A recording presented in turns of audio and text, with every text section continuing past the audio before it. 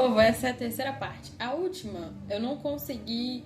O vídeo cortou quando eu tava indo pra 16. E meu vizinho começou a tocar um louvor. E aí eu tive que cortar a parte do vídeo. Mas.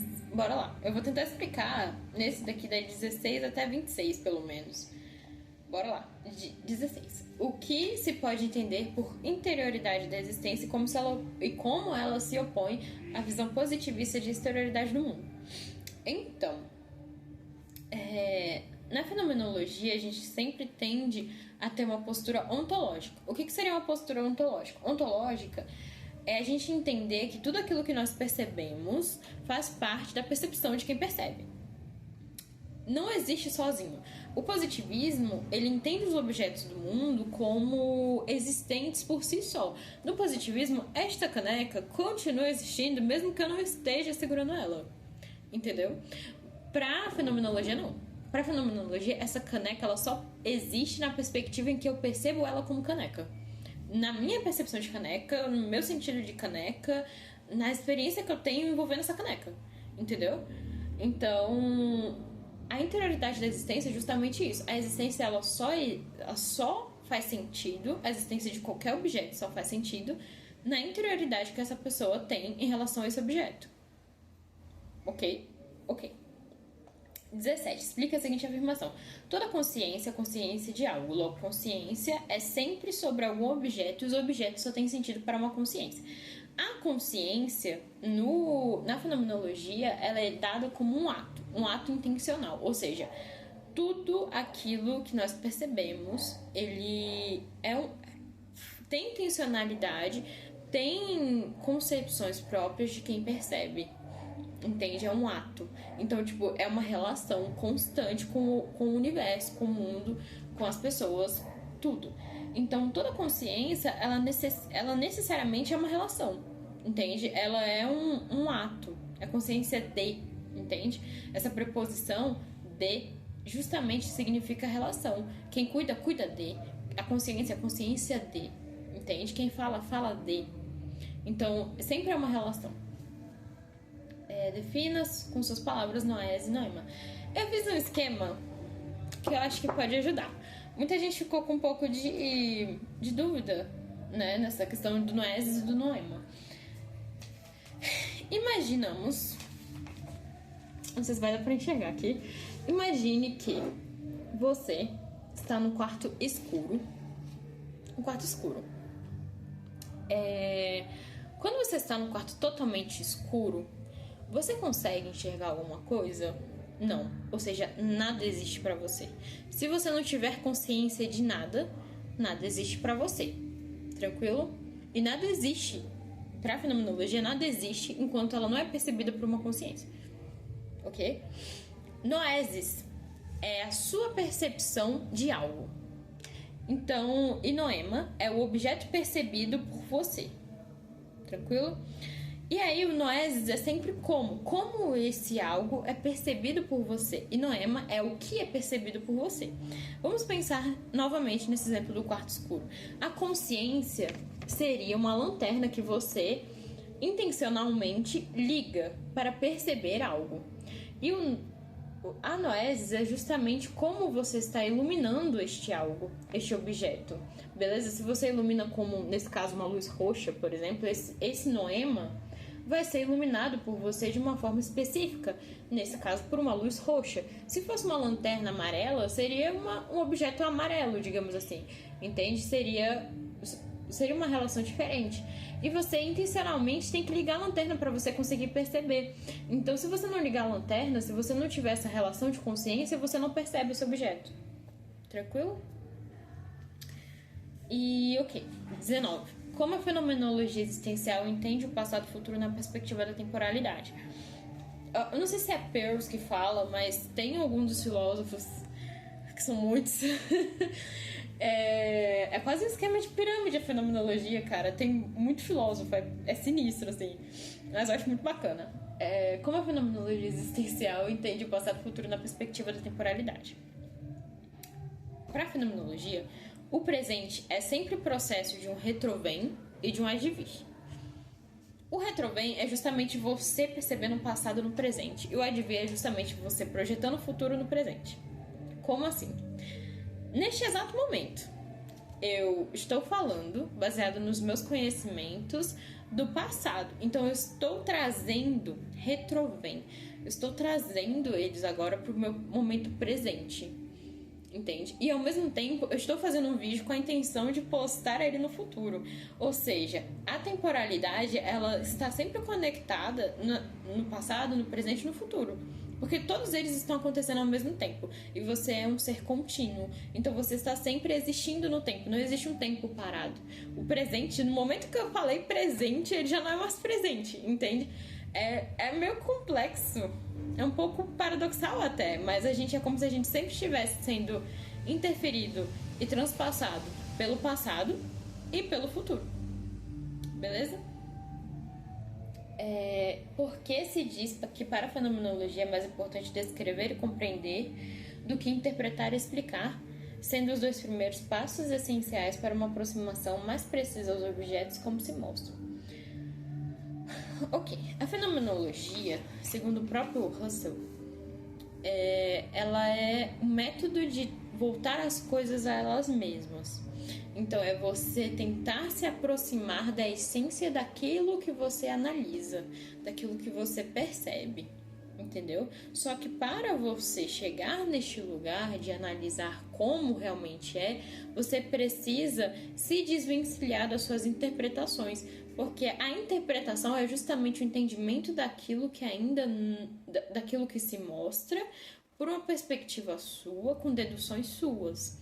Então, interpretação de texto, você olha aquilo que está escrito, né? É até um pouco antinatural, né? A gente pensar assim, você olha para aquilo que está escrito e você tira daquilo algo que não está lá, a partir de você. Então, a gente não pode fazer isso, entende? Por quê? Porque senão a gente não tá chegando perto da essência do texto, pra fenomenologia, tá bom? Pra fenomenologia. A gente não tá chegando perto da essência do texto, a gente tá se aproximando mais da nossa percepção do que o texto tá realmente falando. Nesse sentido, em específico, tá bom? E a descrição e não explicação, porque a explicação se aproxima daquilo que é ôntico, daquilo que é científico, daquilo que não... Como é que eu posso explicar isso? Tipo, a descrição, você apenas descreve aquilo como chega na sua percepção. Entende? A explicação é você achar algo além daquilo que você já descreveu.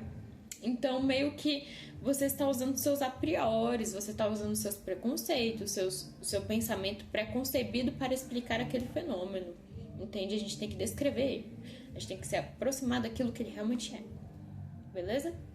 Então, a gente precisa compreender, e a compreensão é diferente de interpretação, por quê? Porque compreender é você ir de encontro com aquela verdade que aquele sujeito te leva, ou daquele fenômeno, entende? Você trouxe aquela essência daquilo pra você. Você não tá tentando tirar algo além disso, entende? E a descrição e a explicação é basicamente isso, você descreve aquilo que está lá. Você não tenta explicar além daquilo, entende? Você chega perto do fenômeno. Próxima questão. Em que consiste a epoquê ou suspensão fenomenológica como primeiro passo de método fenomenológico? Aí depois a próxima questão é: em que consiste a redução eidética e a redução transcendental? Ok. Eu vou tentar explicar esses três conceitos com um esquema simples que me ajudou muito a entender e eu acho que pode ajudar vocês também. Olha, mais um esquema aleatório, mas que vai fazer sentido. Bora pensar na gente como uma essência com várias camadas em cima. Eita, tá vendo aqui? Nós somos esse ponto, entendeu? E nós temos várias camadas, várias camadas de experiência, de interpretação, de conceitos pré-concebidos, de percepções únicas, de subjetividade. Nós temos todas essas camadas e elas nos fazem ser quem somos, ok? Tranquilo. A redução fenomenológica é justamente a gente tentar ir para este ponto que seria a nossa essência de existência, entendeu? A gente meio que tirar todos os nossos a priores para conseguirmos entrar em contato com a realidade de uma forma mais pura nesse sentido, entende? Na percepção dos objetos, das pessoas e dos fenômenos em si, sem as nossas percepções pré-concebidas, mas com uma percepção mais pura desse fenômeno, ok? E aí, temos o objeto. O objeto, para nós, esse noema, digamos assim, ele também vai ser cheio de camadas que nós enchemos também a partir da nossa existência. Esse noema, a gente também precisa, ou no nosso caso, como futuros psicólogos, o noema, nesse caso, seria o paciente, seria o cliente. Então ele também vai chegar lá no consultório cheio de camadas pré-concebidas, cheio de percepções que ele tem acerca de si. E nós também vamos ter várias percepções dele sem ele ter falado, sem a gente tentar chegar nessa essência. E a redução eidética é justamente você tirar essas camadas, é você tentar chegar na existência e na essência desse ser por si só. Então temos a redução fenomenológica, que é o que nós fazemos com nós mesmos a partir das nossas percepções, a retirada dos nossos a priori, e tem a redução eidética, que é a redução dessas percepções que o eidos, que o objeto tem, entende? Ou seja, caneca. A caneca tem que ser amarela para ser caneca? Não. A caneca tem que ter café dentro para ser caneca? Não. Então, tipo, a gente vai reduzindo essas camadas. Isso seria uma redução eidética do objeto, né? A gente tenta fazer isso com o cliente também. Tipo, você realmente tem todas essas coisas, assim? E a redução transcendental? O que seria a redução transcendental? Tá vendo que nós somos cheios de camadas e o objeto também é cheio de camadas? A redução transcendental é justamente essa conexão que transcende todas essas camadas e é a conexão das essências, entende? Tanto sua quanto do objeto, entende? Isso seria a redução transcendental. A gente transcende todas essas camadas, beleza? É uma redução que se faz no contato. Ok? Espero que tenha ficado claro. Na minha cabeça isso fez muito sentido. Explique a seguinte máxima da fenomenologia, questão 23. O que importa é deixar e fazer ver por si mesmo aquilo que se mostra tal como se mostra a partir de si mesmo. A gente precisa largar, tipo, deixar quieto e se afastar, não literalmente, né? E se afastar categoricamente, digamos assim, daquilo que nós preconcebemos a respeito de tudo, a respeito da experiência do outro, se foi parecida com a nossa, enfim. A gente precisa deixar o objeto se mostrar por si mesmo, apenas na sua expressão, entende? Quando o cliente chegar lá, deixa ele falar, cara. Deixa ele realmente se expressar em si mesmo. Tem um artigo, acho que é da Feijó. Eu não sei se é do Feijó. Eu sei que o sobrenome é Feijó. Que fala justamente sobre a clínica fenomenológica da criança. E fala justamente sobre essa questão de deixar a criança na tutela e na responsabilidade da expressão dela. Entendeu? Ok, os pais vão te levar a alguma coisa. Muito provavelmente. Mas isso não quer dizer que a criança seja aquilo, entende? E também a gente precisa deixar com que o fenômeno se expresse na clínica. Então a gente precisa deixar com que o sofrimento, a angústia, os comportamentos, o ser daquela pessoa se mostre ali. A gente precisa dar essa liberdade, dar essa responsabilidade existencial para o nosso cliente e para todos os fenômenos da nossa vida, se a gente for analisar todos os fenômenos da nossa vida de uma forma fenomenológica. A aula, a gente tá ali, entendeu? A gente não, literalmente, tipo, estando lá, ok? A gente deixa os fenômenos se mostrarem como se mostram a partir da perspectiva que eles têm sobre eles mesmos. Beleza?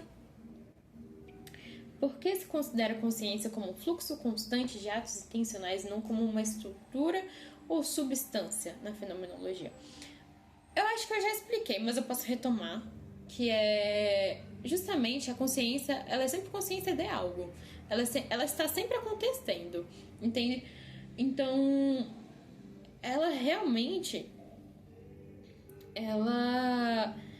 a nossa consciência, ela é como se fosse uma maquinazinha acontecendo o tempo inteiro.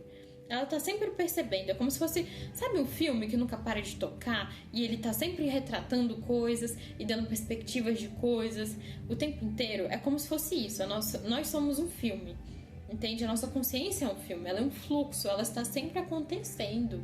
Ela não é estática, ela não é um lugar que tá lá ou uma estrutura sólida, não, ela é um ato de contato de nós, da nossa existência com tudo que está acontecendo. E essa existência só existe no contato com essa ação, entende? Com esse mecanismo que sempre está acontecendo, ok? O método... Questão 25. O método fenomenológico não é dedutivo, parte de princípios tidos como verdadeiros e possibilita chegar a conclusões em virtude unicamente de sua lógica e nem empírico, está presente a consciência. Neste sentido, é correto dizer que a fenomenologia proporciona a descrição direta da experiência como ela é. A realidade não é tida como algo objetivo e passível de ser explicado, ela é interpretada, comunicada e compreendida. Não existe aí uma única realidade? Eu não entendi essa pergunta, gente. Eu vou ser bem sincera com vocês. Eu não entendi o que era para responder. Mas assim, não existe uma única realidade. Na realidade, cada realidade para cada pessoa é única. No sentido de que, para mim, para você, para todo mundo, o mesmo fenômeno, ele vai ter implicações únicas. Entende? E a gente consegue ver isso, vamos ser um pouco mais generalista, a gente consegue ver isso até mesmo nas culturas, entende? Se a gente pegar o fenômeno... Teve um caso que aconteceu agora que é muito aleatório, assim, mas o meu amigo, ele me falou que a Luana Piovani, ela foi no podcast, eu sei que isso parece muito fora do... vai fazer sentido. Ela foi no podcast e aí ela falou que os portugueses, eles não conhecem refrigerante, eles não tomam refrigerante, eles são pessoas que vivem apenas com água e vinho, e é isso. Pra nós, como brasileiros, nós entendemos que, poxa, refrigerante é algo ruim. Então, tecnicamente, ela estava tentando falar que os portugueses são evoluídos porque eles só tomam água e vinho, entendeu? E os portugueses entenderam totalmente o oposto. Eles entenderam que a Luana Piovani estava falando que eles são inferiores porque eles não têm refrigerante. Tipo assim, eles não conhecem refrigerante. Tipo, eles não são globalizados, eles não têm refrigerante. Basicamente, os dois povos tiveram, tipo, a Luana Piovani se comunicou de uma forma que os brasileiros entenderam de uma forma e os portugueses entenderam de uma forma completamente diferente, porque cada um tem sua perspectiva, cada um tem seus a priori, entende? E a Luana Piovani tem os dela também, mas isso só mostra como, às vezes, o mesmo fenômeno ele é percebido de formas completamente diferentes, ok? Então, não existe uma única realidade. Segundo Russell, a fenomenologia constitui-se de um novo começo da filosofia a partir da volta às coisas a elas mesmas. O projeto de Russell requer uma atitude radical a partir do retorno do estudo da consciência, começando pela análise transcendental das estruturas constitutivas desta. O que seria essa análise transcendental ou a subjetividade transcendental?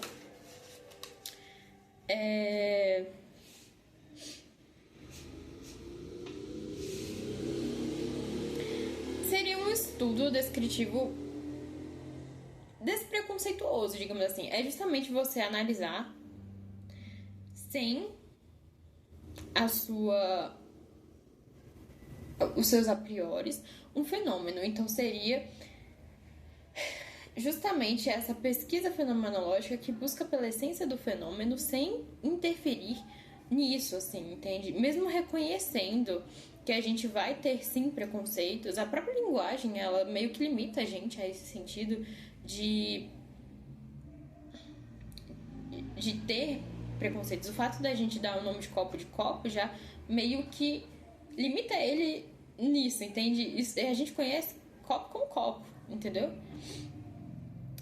Eu não sei se eu vou conseguir explicar essa questão com muita propriedade. Mas, basicamente, é justamente você tentar analisar a realidade, os fenômenos, a partir das coisas que os definem como essenciais, sem levar nenhum tipo de preconceito e descrevendo, né, sem explicar. Seria basicamente isso. E, ok, o próximo vídeo vai ser da 27. Meu Deus, tem 57. Eu vou tentar dar um apanhado geral da 27 até 57 no próximo vídeo. Mas é isso, gente. Espero ter ajudado. Beijos.